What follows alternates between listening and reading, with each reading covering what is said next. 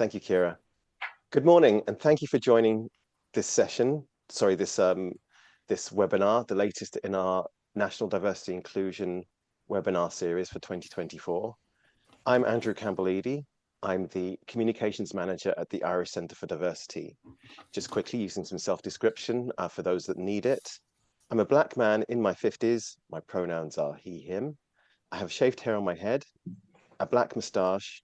I'm wearing glasses with a thick tortoiseshell frame. I'm in my home office to hide my messy bookcase.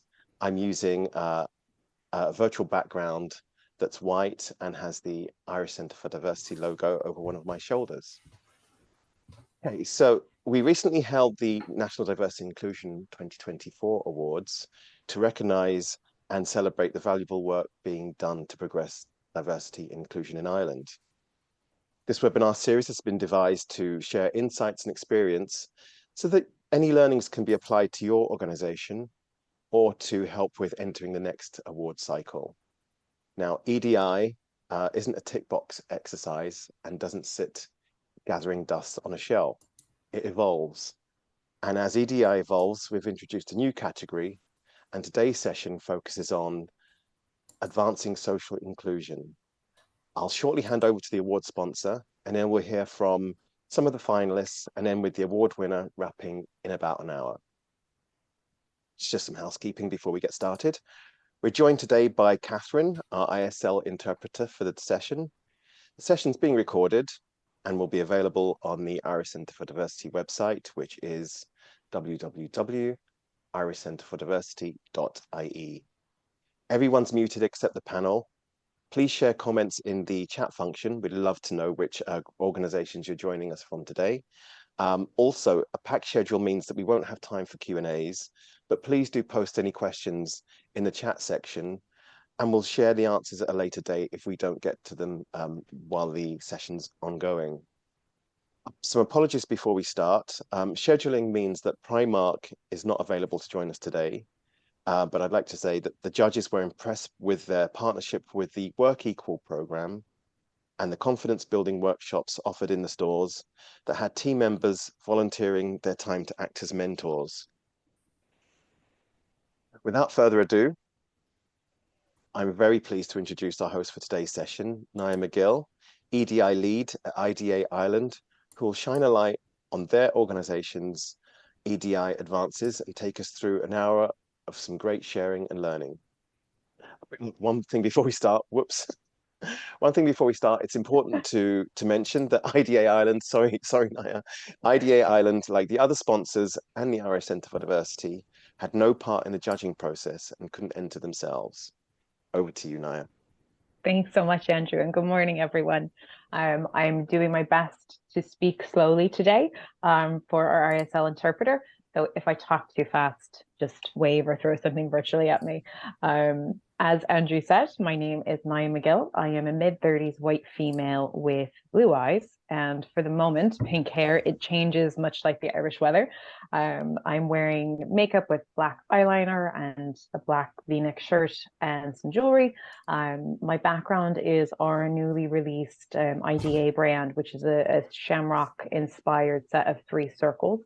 And our sort of way to flag that this is an EDI background is our branding has outlined the circles with a rainbow color, which stands for the various internal focus areas that we have in EDI. So on behalf of IDA, we are so excited to have sponsored the Advancing Social Inclusion category this year at the National Diversity and Inclusion Awards. In IDA, we currently have 6 different pillar focuses within our EDI initiative, and one of those is social mobility. As Ireland's inward investment promotion agency, we boil a lot of our work down to how many jobs have been created by the companies who invest in Ireland. And it is my unwavering belief that jobs change lives. So we very much view social inclusion and social mobility as a necessary and somewhat natural aspect of our own EDI journey. If you're not familiar with social inclusion, I will happily point you to the National Diversity and Inclusion Awards page, where I feel there's a brilliant summary of, or a definition, I suppose, of social inclusion. as the process of actively integrating individuals from diverse economic backgrounds into society and ensuring that they have access to equal opportunities and resources and services, education and employment and career opportunities.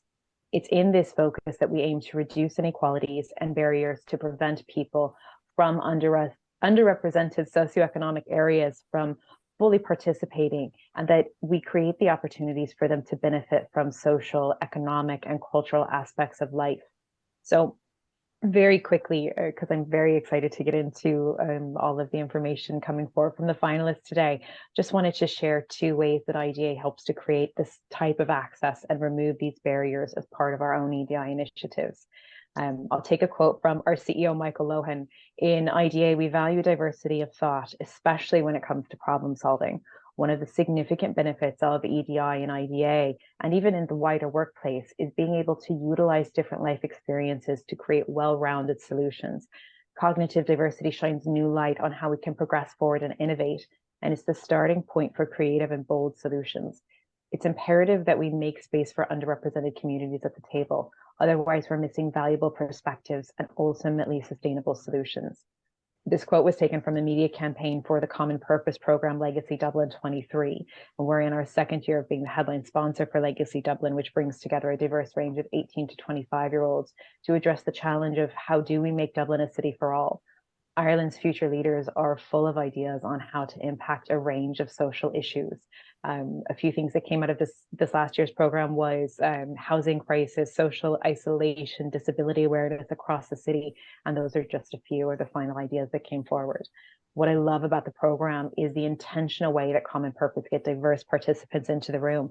And I believe so much that nothing about us without us is a requirement for EDI, and to see the passion that Gen Z are coming to the table with and the unique ideas and the unique walks of life that are coming forward to shape this future. The next generation is going to have a more equitable life experience, and it gives me such hope that inclusion is possible at a societal level. We're also in our 4th year for our work placement program with the Open Doors Initiative. This 9-month placement provides work experience in our corporate environment for persons from underrepresented backgrounds, including but not limited to refugees, asylum seekers, migrants, persons with disabilities, disadvantaged youth, those from the traveler or Roma background, LGBTQ+ persons, and any intersectionality between these groups. We also have managers who are involved in the Open Doors mentoring process, which has been so rewarding internally, but also externally. And we get so much feedback around non-traditional backgrounds, those from marginalized or disadvantaged socioeconomic areas, and the barriers that they face when interacting with a given recruitment process, or even the barriers once they gain employment. So we were delighted to be able to create an avenue where people can get work experience in a supported environment. And it also gives IDA the chance to learn and grow, and give placements the opportunity to build confidence in all aspects of their future working life. It also gives us a chance to pilot change on a controlled level before we roll out new trainings or awareness campaigns internally. It's a 2-way communication piece where we're all getting the experience and we're all growing. And I think that we become better people and a better organization through these interactions. So I could talk on and on about EDI and IDA, but like I said, I am very excited to hear from the finalists today. And yes, I will slow down for Catherine. Sorry, Catherine. Thanks, Kira. So as Andrew flagged, we are not part of the judging process at all. And we are very much coming to the virtual table today to learn what more we can do and to celebrate what is being done in an exceptional fashion by all of the finalists today. So without further ado, I will come first to Trish Townley from the Central Bank. The judges were so impressed with the comprehensive efforts of the Central Bank, and that they've made these efforts to engage with the local community with a number of initiatives that include hosting career events, offering employability programs, and early career and junior achievement programs. Of all of the initiatives and partnerships that you have in the community, Trish, what was your standout for 2023? Great, thanks, Niah. I suppose just to give a moment of context, we've been working with the local community in Dublin's northeast inner city since we moved here from Dame Street in about 2017. And at that time, we recognized we were joining a community. We weren't just moving house, we were becoming part of a community. And we were very committed to being good and trusted neighbors. And over the last number of years, we've been building those relationships. And we've done it, to be honest, by listening and listening to the community. So I suppose what we learned at the outset was that there are what was described to me once as a blizzard of initiatives available, well intended to help across the board, but actually not always are those initiatives what's needed, and not always are they created with the community. So we made a commitment to build relationships, and I suppose for me the standout in 2023 is really formalizing and reinforcing those relationships by making them formal. So I loved what you said a moment ago about your firm belief that jobs change lives. I fully agree. And I also think not just jobs, but careers. And that's something that I suppose we recognized in what we considered about who we should partner with and what we could offer as value. So over the last number of years, we have connected with a range of community partners, each of whom in their own way contributes in some way to employment and employability. And that was something we really wanted to focus on, because we could see, number one, it unlocks the potential of a person and a community. And number two, it may be something that we can help with. So the 5 community partners that we formalized the relationship with this year, what that meant was we committed to financial support for a number of years, which is something that is very difficult for groups, for not-for-profit community groups to have, because they are so reliant on restricted funding for their planning. So to be able to give them something for which they have a bit of flexibility over was helpful. But more importantly, I think, was to offer them a connection to the bank, so a dedicated contact point and a commitment to working on what their priorities were. So a couple of the standouts in terms of what that looked like in 2023 for myself: I joined the board of North Wall Community Development Project, which is an amazing organisation based in Sheriff Street that supports community development right through from creche to elderly community groups to education and community employment. My colleague Dara, who's absolutely inspiring in this space, worked with Swan Youth and East Wall Youth to create a series of career fairs, which we hosted in the bank, and from which 55 people in the local community secured employment. And I understand a lot more got callbacks and interviews, so I'm pretty confident it's a higher number. But it created the space for the community to feel like they had a place to go that was dedicated to them and their advancement. And the final example that I think springs to mind is the relationship we built and formalized with Five Lamps Arts, which is an organization that supports local artistic talent. And we've done lots of different activities, I suppose, across the year with them. But one of the most special is being able to open our exhibition space for them to showcase their work, host exhibitions, and sell their wares. And I suppose one of the things that's been the biggest change this year is the comfort with which the community and the community groups feel that our space is their space in terms of the bank and the building, and we wanted to feel that way. And I think by formalizing the relationship, we showed our commitment for the long term. And I think if there was one learned for us, it really was the importance of listening. We intended to help the local community, and I think we've done that and done it with integrity, but actually along the way we've learned a lot, and we've also, I suppose, been inspired and humbled by our peers in the community here. And I think that the key takeaway for us is the importance of listening to the people that you're working with and learning along the way. And that's been a real standout this year. Thanks so much for that, Trish. That was, I see Andrew clapping, absolutely. It's so like 55 plus people, in jobs. Amazing. That's a huge, huge opportunity for people to really change their lives, enhance their lives.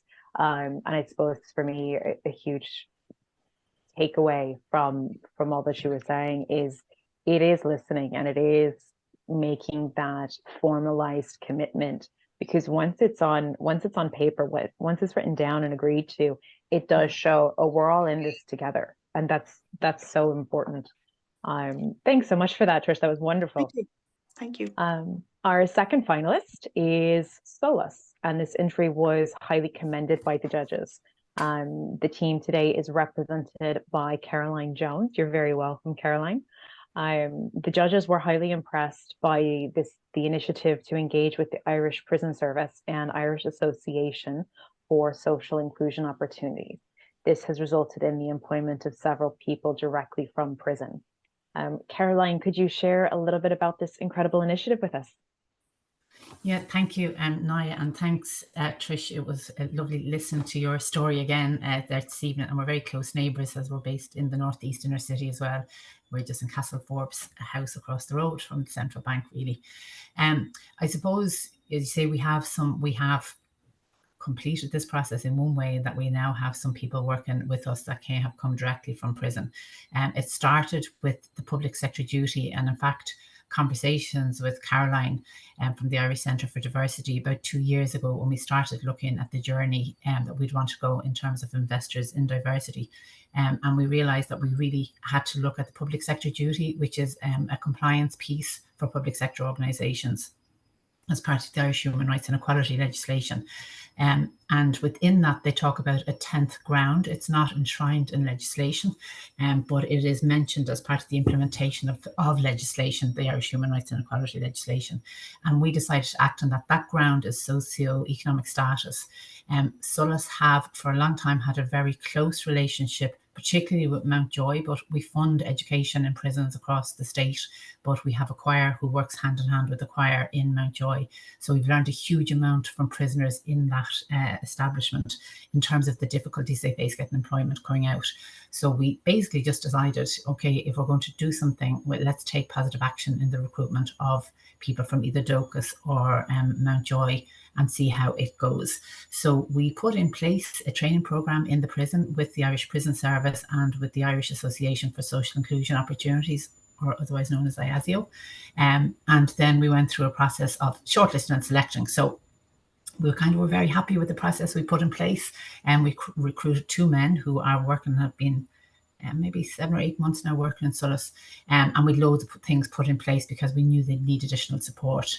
But I suppose one of the things that I would like to, and it's fantastic, and those 2 men are fantastic, they've been huge, had a very positive impact in Solus. They're getting on extremely well and they're really good at their jobs.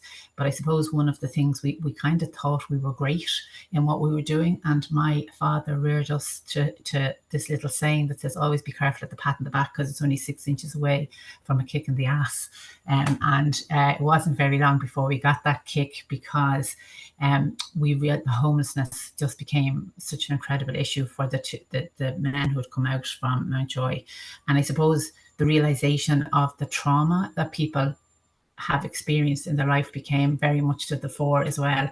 And for all of us working with this group, there's kind of, between the 2 men, the 3 of us who support them in the organisation, and the trauma that we've all experienced, because as a person who's never been in prison except to go and sing, I just had no idea of the trauma that people faced coming out, and it's like their sentence is just reinforced and they're starting to serve it all over again. Homelessness and trauma have been massive issues, and I kind of probably was talking to EDI McGill a little while ago, and we were talking about reasonable accommodation. And I suppose one of the big learnings for me in this process is actually reasonable accommodation is fantastic and it's a really good starting point. But actually, for us to be successful, we actually have to supply unreasonable accommodation. So we have to really put in place supports around trauma for people who don't have family supports and have nowhere else to go. We have to be there as advocates for them in relation to homelessness.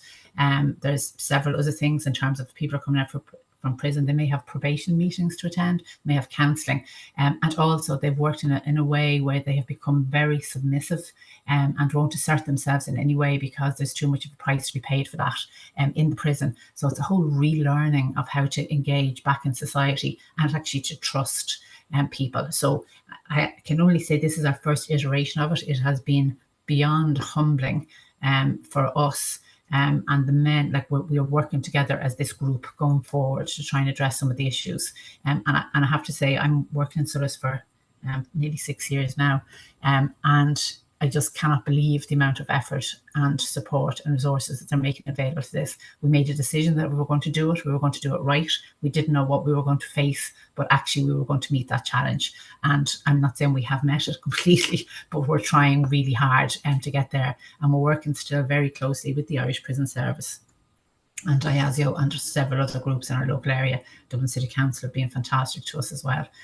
So we're doing, a lot of work in that. So we're actually spreading. It's like we've thrown a stone in a pond, and just the ripple effect of this. It's only 2 people. We would really hope to do more. The actual employment piece has been fantastic, but it's actually everything that surrounds it that is challenging us, but in a very positive way. We're all really learning a huge amount and managing to get through things we never thought we'd get through. So that's really it for me, Niah. Well done, Caroline. And I think it's so important that it's not necessarily a numbers piece, although the numbers are important. Once you have a sustainable process, you can duplicate that. But like you said, you bring one person in and the ripple effect of, I never thought to look at housing or the impact of that trauma, or even what it would be like for somebody who's had to be so submissive in a certain environment to survive. And you're asking them to take initiative on a project.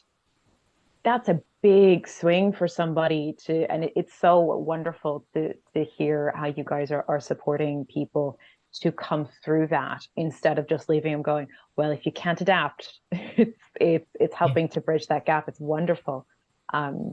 Brilliant work. So thank you so much for that, Caroline. We will move on now to our third panelist today, which is Vallejo Foods. And the team today is represented by Niamh Horan. For Vallejo's submission, the judges were impressed by the company's engagement with communities and schools in underrepresented areas, and highlighting education and training programs, scholarships, and job opportunities. So Niamh, you're very welcome today. Can you tell us a little bit about your outreach in underrepresented areas? Thank you very much, Niah. Obviously delighted to be here this morning representing Vallejo and speaking about what we have done in relation to advancing social inclusion. To self-describe, I am a white female with blonde hair. I'm wearing a pink jumper.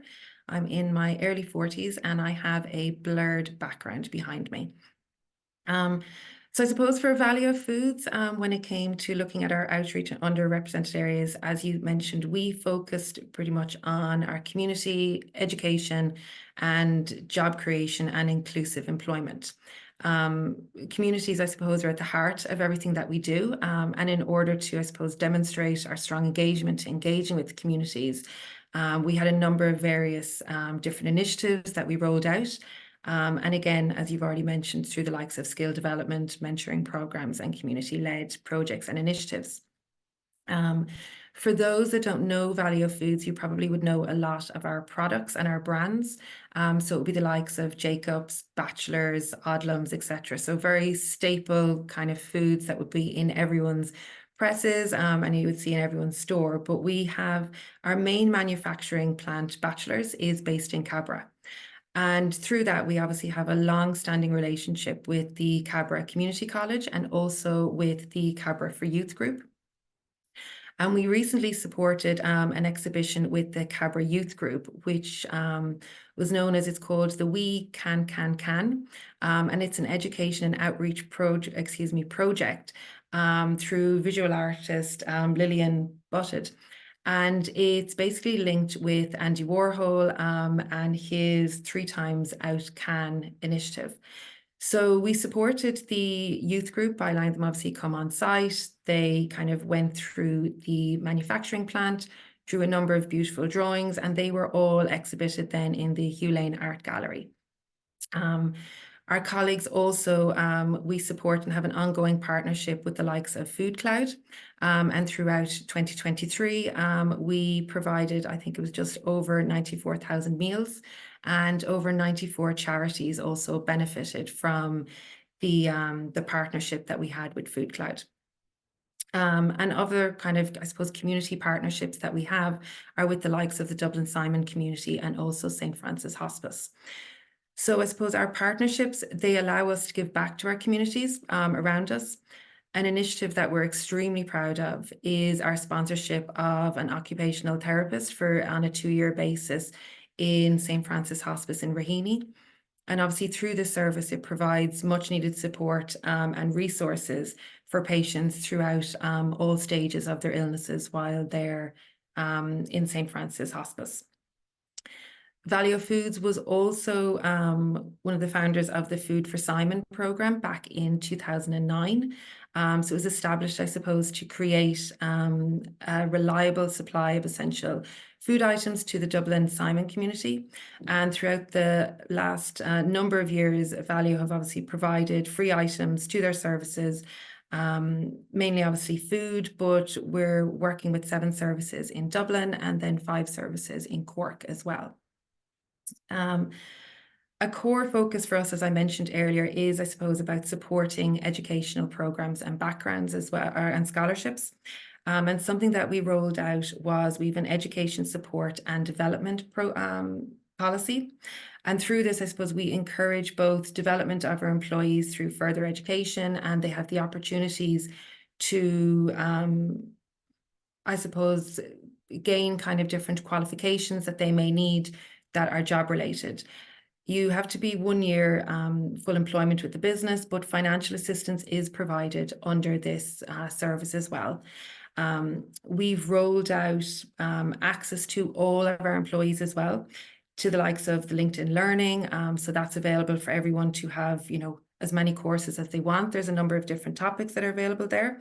So it really just allows employees to constantly develop and grow their skills through, portable devices as well, and they can use this as and when they need.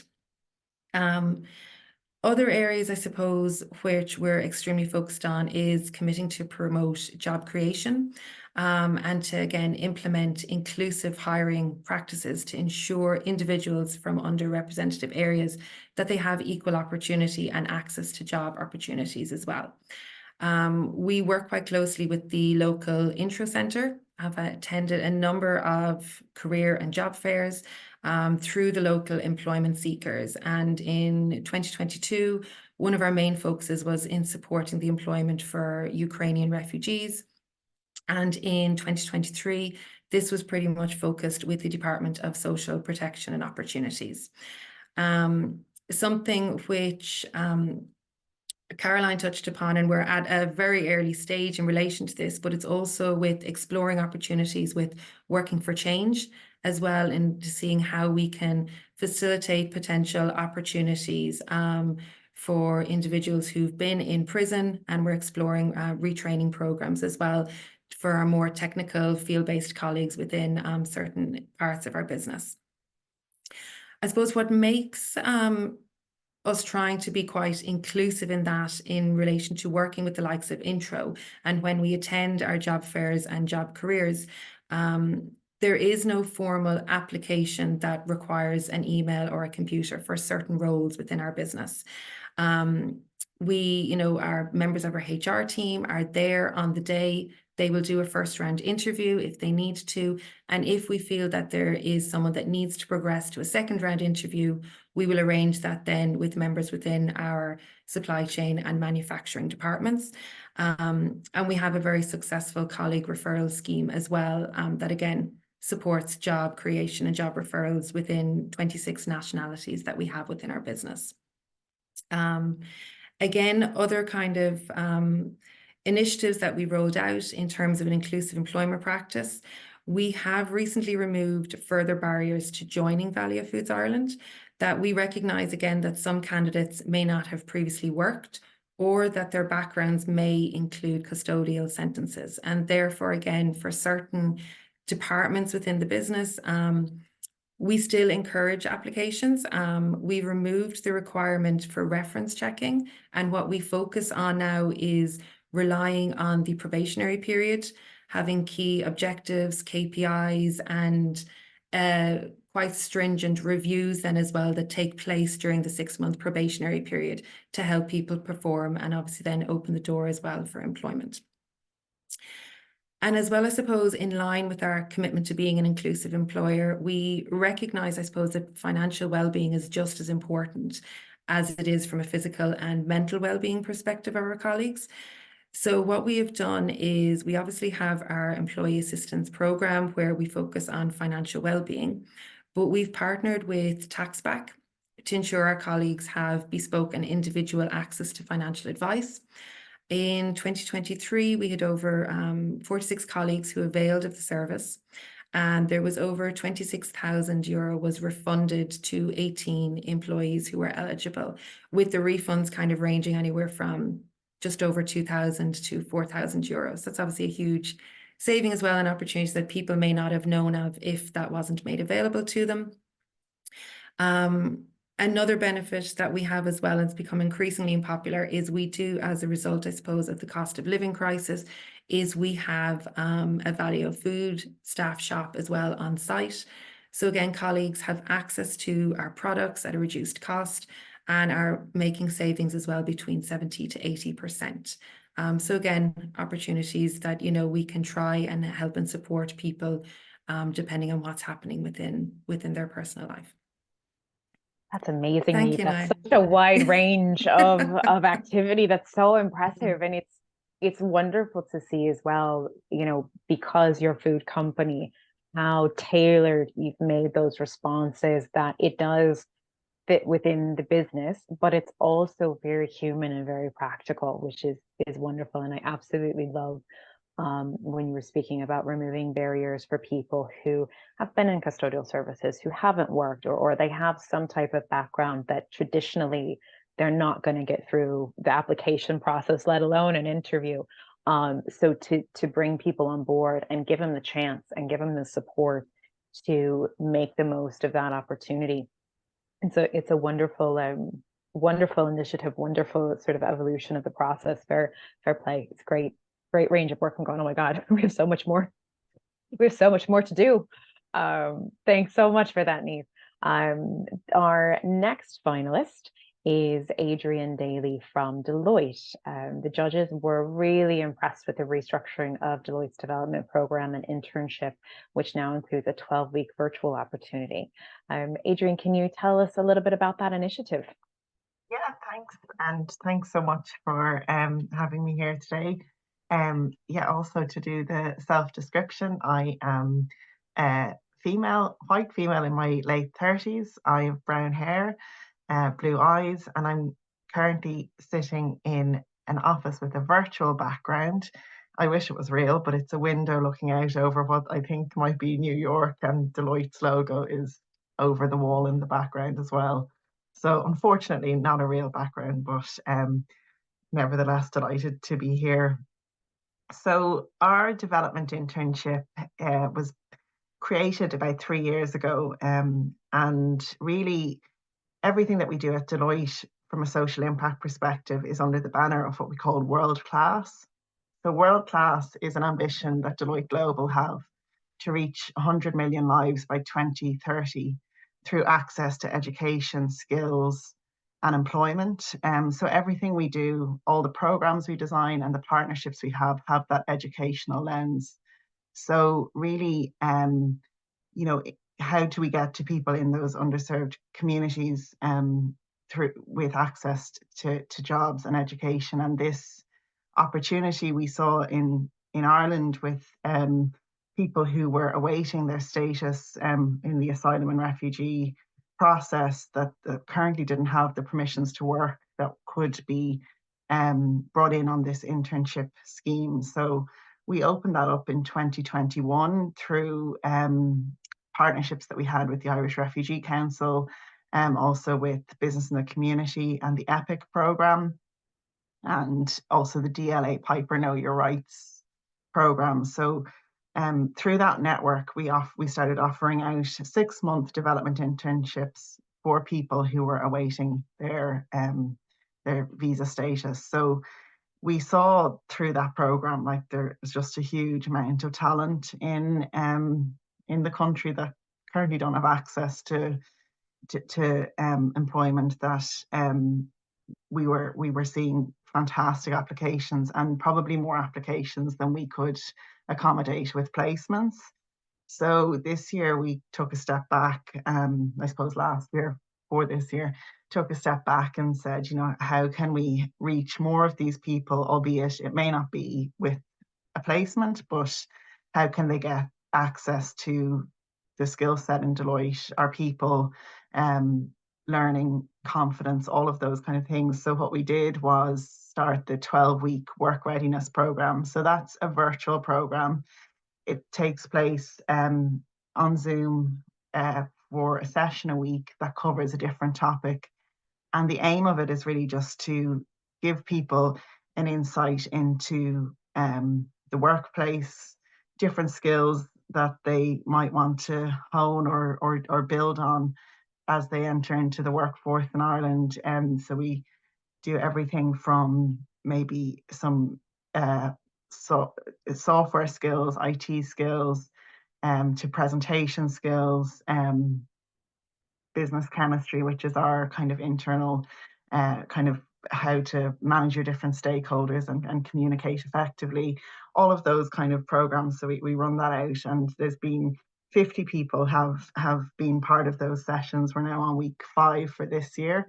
And as part of that, again, we're just very conscious of making sure that everyone has the accessibility to be able to partake. So our IT department were able to, when they were, you know, we have people starting and leaving the firm on a regular basis. So we had laptops that weren't currently in use that we were able to give to all the participants, and they'll be theirs to keep as they kind of get into going on their own job search and moving forward in employment in Ireland. So that has been like a really nice kind of way of just making sure everyone has the accessibility to take part. And we've also been able to match all 50 people up with their own mentor from inside our organisation. So they now have a contact or someone in their network that they can either meet with, they can have calls with, and it might be just to chat and get that confidence up in kind of conversational English. It could be to get hints and tips and insights into life in Ireland. So people are using that mentoring connection for lots of different things. So far so good, and we're delighted that the program is now reaching more people, albeit they may not all ultimately have a Deloitte placement, but we hope that it'll at least give people more confidence to go for positions that they are, like a lot of people in the system are highly skilled people, and you know, and of course you know, there's great jobs out there in retail and hospitality, but in some cases there's people that really should be putting themselves forward for jobs in different sectors that maybe they just don't have the confidence to do. So hopefully this 12-week program will encourage them maybe to look into things like, you know, whether it be professional services or other finance, marketing, whatever you think of, because the professionals that we've seen coming onto this program are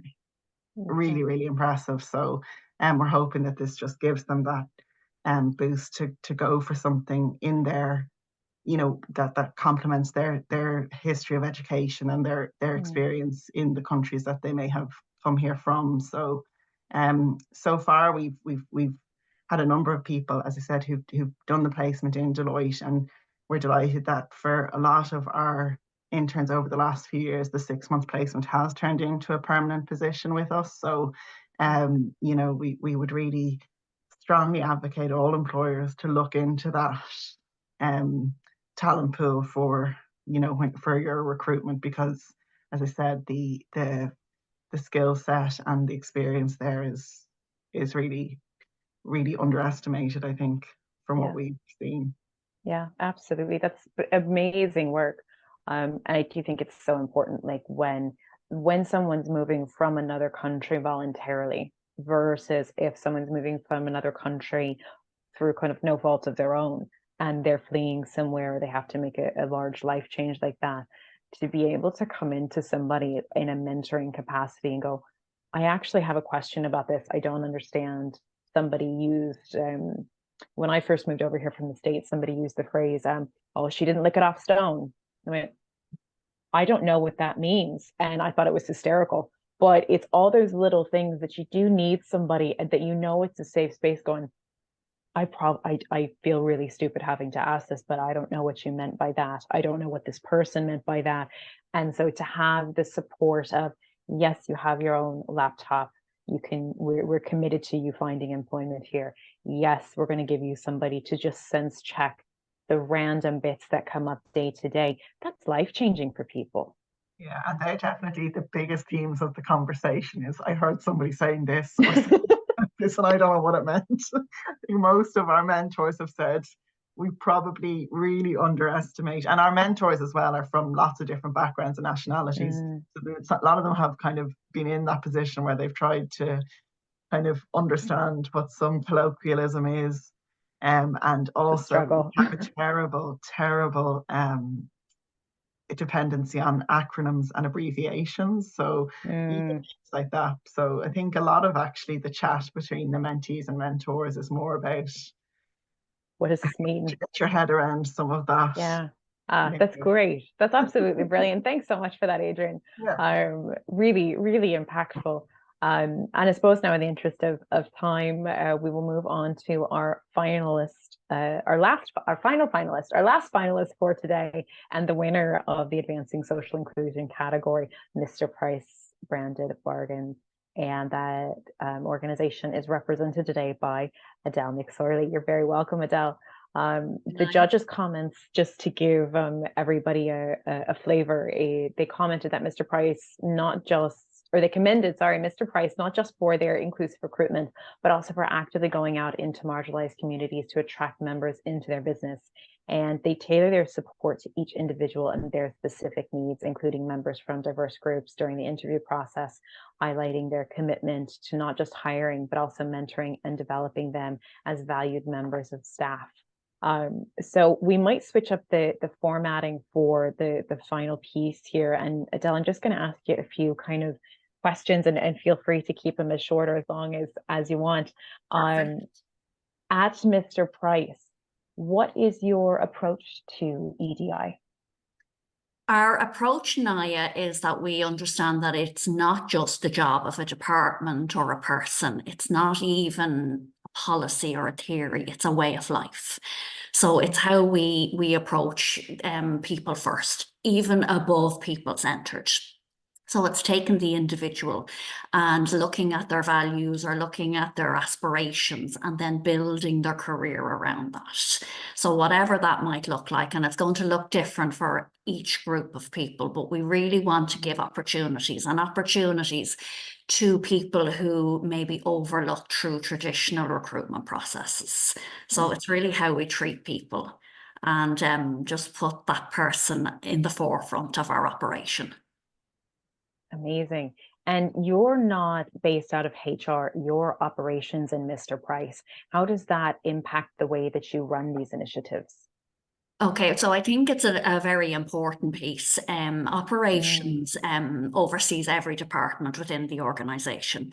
So that allows myself and my team to be able to collaborate with HR, collaborate with area managers, store managers, to organise training and to identify where our challenges are, where the road bumps are, and where the opportunities in the business are, and then really influence through leadership what is possible. And that's one of the great things that we find. Like, we get such joy out of individuals who come in and maybe no confidence. It could be a disability, it may be through life circumstances, and we see them grow and we see them develop in the business. So we can collaborate then together and share those experiences.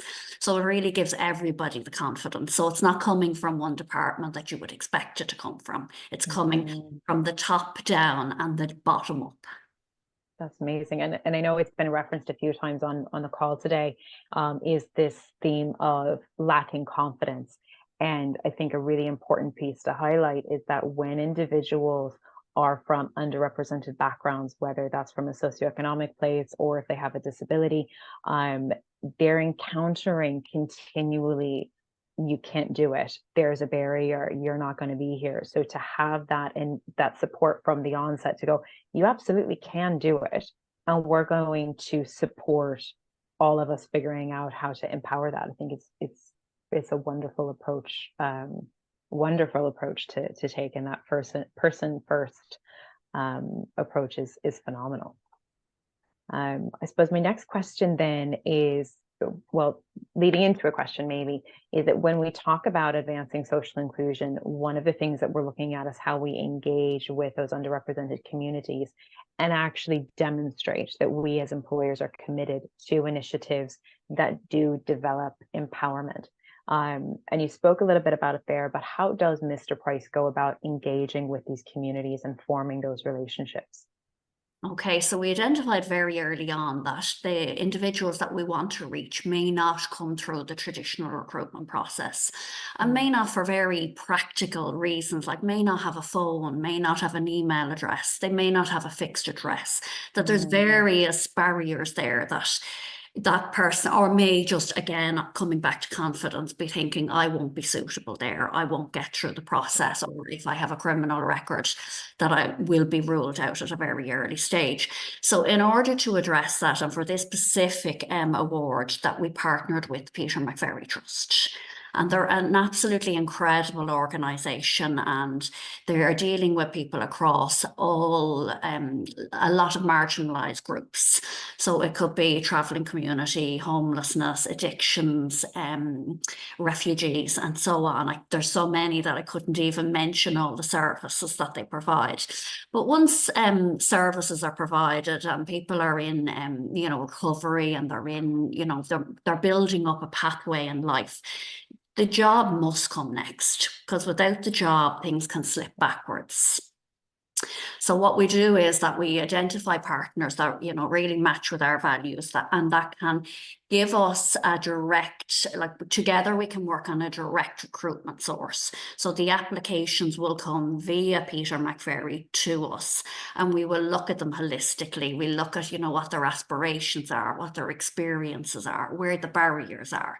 And then we will not create the job, but we will carve the job in order to sustain their employment and hopefully that, to get a successful career outcome. That's so important, because people do look at a job spec and go, oh, I couldn't do that. And instead you're going, we see you, we see your value, and here's the stuff that is going to probably be a bit easier. Here's the stuff that's going to probably need a bit of development. But you're giving the whole person an opportunity, not just the good bits, and not focusing wholly on the bad bits either. Absolutely. And the very rich life experience that they brought through sometimes the traumas of life, but life is just very, very difficult. So the person comes with a very rich sense of skills and experiences that help us all. Amazing. And I suppose another large piece of the social inclusion area is, as we've all mentioned at this stage, I think job creation and inclusive employment practices. So very timely topic, and Mr. Price has placed over 30 people in jobs from underrepresented communities through your programs. So if we look at job creation, how do you identify what areas of the business are either open to participating in this, or are you going, oh, this is a really good match for somebody? How do you guys go about that? It's very much that when Peter McVerry come to us with the individual and present that individual with their skill sets and their aspirations, that we will then look at the roles that we have available, and that how we can change them around or carve them in order for them to meet that individual's need. But what we have identified is the entry-level jobs are the most important, because it's about building confidence. It's not about applying pressures or stresses onto the individual. It's about beginning a new journey. It's a second chance or another second chance. So that will allow us to mentor from a very, very early stage, learn the business, and then we can successfully sustain an employment or a career path. Amazing. And there's been a lot of talk today as well on inclusive employment practices. What does that look like in Mr. Price? So it looks like whatever is required for the person. So that might seem very loose, but we genuinely don't hold a lot of value on interviews. We think they put people under a lot of pressure, and they're really not that necessary. And again, it was brought up today about the probation period being an important time, and I think that is allow the person to show their value in the work. So consider it as like a working interview, as opposed to those few minutes of questions when you're under pressure, and most of us don't perform that very well. Again, reference checks aren't important. Experience isn't important. We have a fabulous team of mentors. We have a fabulous team of very experienced individuals who are more than happy to take people under their wings and help them through. So, you know, it's really about getting that person, I suppose, that really wants to start work. They have a fire in the belly and they've the commitment to learn. And from there, we'll take it over and we'll make sure that it's a success. Amazing. And I suppose hindsight is a wonderful thing, and you guys have all been so involved in the space for years now. So if you knew then at the start what you know now, what's one thing that you would do differently? And it's so easy to answer that question. So in the early days, Mr. Price grew very rapidly and is still growing very rapidly. And trying to keep up to pace with the speed of the growth, we were very process driven, very driven on standard operating procedures, and deliver it out to the business and expect everybody to follow it. Now, we still have to be process driven and standards driven, but what we have learned is that one size does not fit all. So we have to adopt, we have to change, and that instead of us creating the processes, allow our team to deliver the process and deliver them back to us. And then together we'll find a happy medium and everybody is involved in it. So again, it's top down and bottom up. We meet in the middle. And we figure out what is required. And then from that, we get a long-term result. Amazing. I know we're coming up to time. I just have a couple more. I suppose they're a bit more rapid fire. Who is Anthony? Anthony is a great man. He came to us through the Peter McVerry Trust. Anthony has published his own story very recently. He grew up in an area where crime and drugs were really the only thing that he's seen around him, and his life developed in that manner. He spent 30 years in and out of prison, and he was at the last sentence in prison. He was very lucky to meet Peter McVerry himself, and I think that must have been a light bulb moment. Anthony joined our team about, I think, 7 months ago in one of our stores. He is thriving. He absolutely loves his job. And he will tell his team, he tells his team all about his history. He tells that story himself, and that the job is the best thing that's ever happened to him in the last 10 to 15 years. So it's a really strong and powerful message that when opportunity is provided, lives can be changed. Amazing. And who's Brian?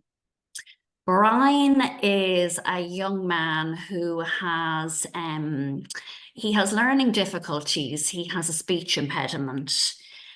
He also has had an addiction.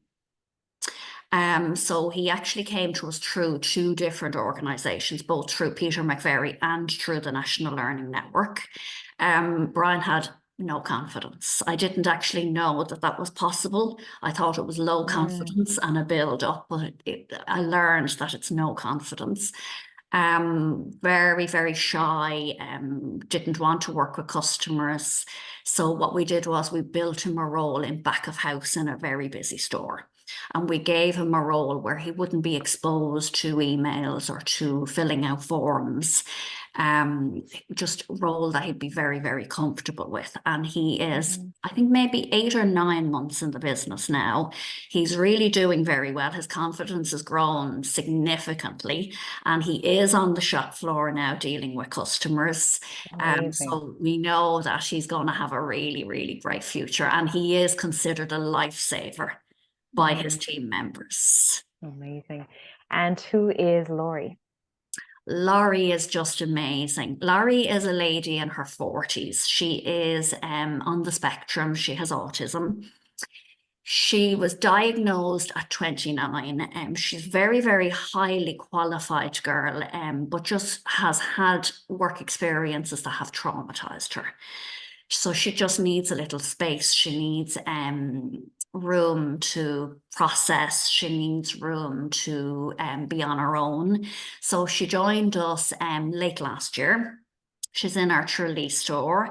She's a sales assistant, but she's now expressed an interest in joining our admin team.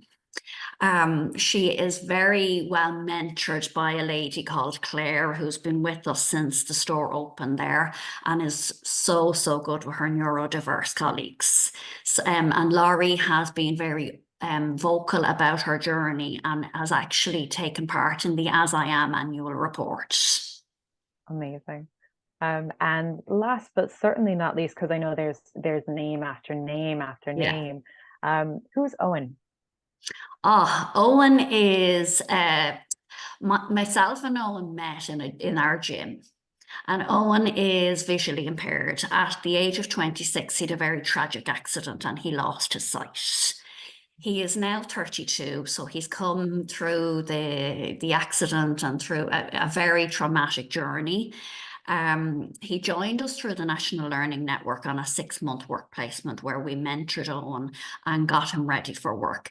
But even before his work experience started, for 3 months, he was in meeting the team, assessing our equipment, assessing our building. So by the time he came in, he knew absolutely everybody.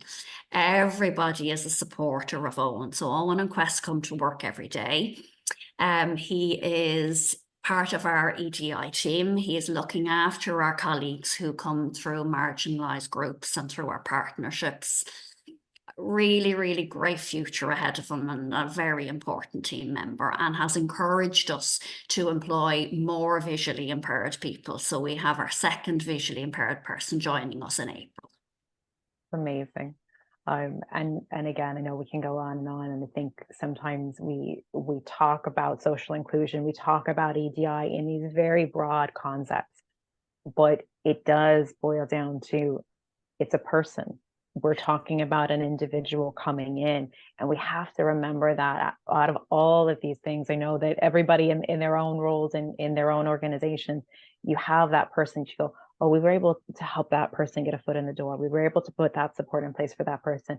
But it is about giving Anthony a chance, giving Brian a chance, giving Laurie a chance, giving Owen a chance, and they're able to contribute and they're able to forge their own lives. And that's what advancing social inclusion is about. They also, Niah, teach us so much about ourselves and so much about our organizations, and the things that we change for our colleagues helps everybody. It doesn't just help that person. Even to, have Owen with us on the night of the awards, and for some of our other colleagues to see what it's like for a blind person to be in an environment that they haven't mapped out and that they're not comfortable with.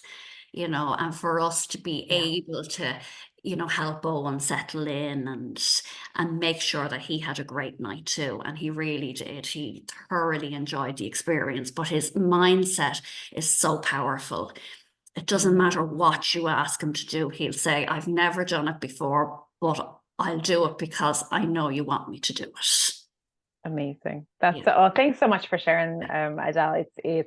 I think someone put it in the chat there, we could talk to you for hours upon hours and pick your brain. It's wonderful to see all the work that you're leading on. I could talk about it for hours, Niah.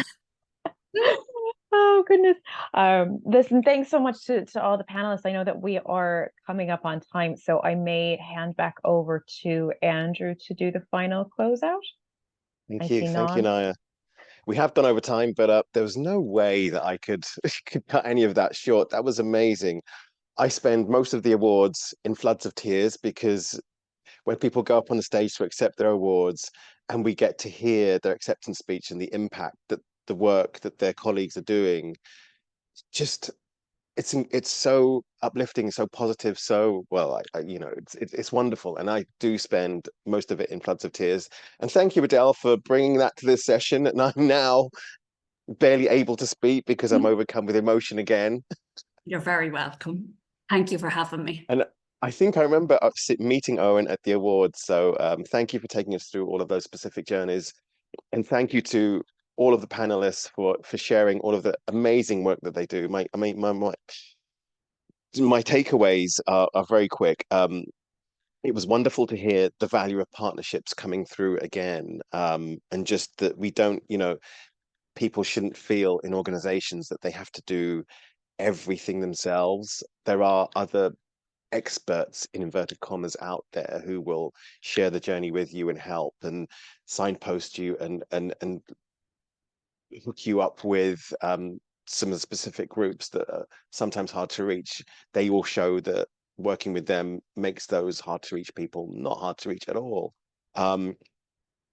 It was great to hear that the value of listening coming out again, listening to shape the direction of what you're doing in an organization, and to give it integrity and to give it value, to make sure that it's relevant and applicable. Great to hear that one size doesn't fit all. We need to build flexibility into our policies and our procedures. Upskilling the team that happens at Vallejo Foods just shows that social inclusion, social mobility is not all about attracting different people to the organization. It's also about looking after the people that you have. It's the impact the career and the job has on your people is huge. So, and that's come out in from a few other panelists as well.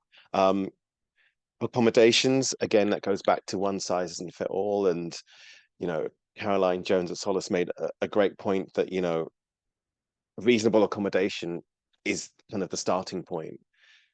It needs to be a 360 supports that need to be around your people, and all be open to offering the extraordinary accommodations, if you like, and things that won't occur to lots of people. Like some people don't have a phone, don't have access to a laptop. So key, and something that it's so easy to take for granted and overlook. So important to kind of take that in, and even housing. Being aware that we don't all go home at night and have a door to open and switch off. And trauma counseling. God, I mean, so much. It just shows that reasonable accommodations are a starting point. And so, congratulations for doing that. Mentorships and buddy systems. Yes, it's it goes back to what Adele was saying about a people first approach to everything. We're human, we're talking about society here, we're talking about social. So amazing. Thank you to the team, thank you to Niah, and thank you to IDA for sponsoring this amazing award category. Thank you to the award finalists, Catherine, our ISL interpreter for the session, and thank you to the tech team for keeping it all flowing today. Thank you also to you, the viewer, for joining us and clicking on this and joining us today. If we can help your D&I journey in any way, please contact us through the website. And you can also go to the website to register for upcoming webinars in the series and to view the recordings of the other sessions. This recording will be available shortly in a few days. So please do click on www.irishcenterfordiversity.ie and then go to the events tab, and it should all be there. Thank you very much.